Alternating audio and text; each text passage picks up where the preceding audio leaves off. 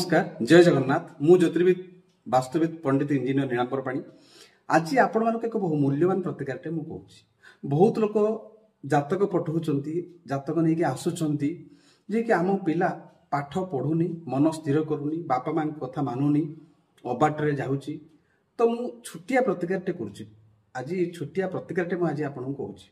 पिला स्थिर हम आ निश्चित भाव में बापा माँ कथा मानव पाठ प्रति मन बड़ाइब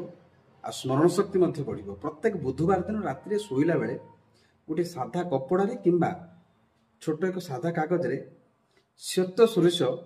धला सोरिष 27 गणिकी रखिए पिलार माँ रखिले चलो किंतु पिला शोथुवा बिछुणार मुंड तले रहिबो बुधवार दिन राति रखिए गुरुवार दिन सकाळे स्नान इत्यादि सारी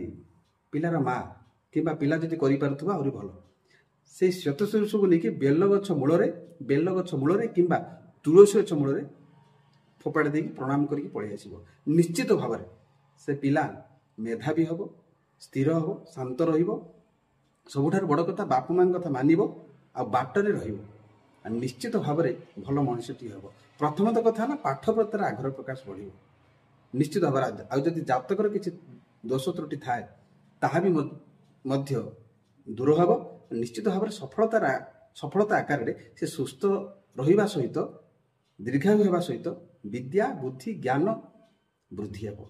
निश्चित भाव में दृढ़ विश्वास सकारे ये प्रतिकार थरुटी करंतु निश्चित सफल हे जय जगन्नाथ।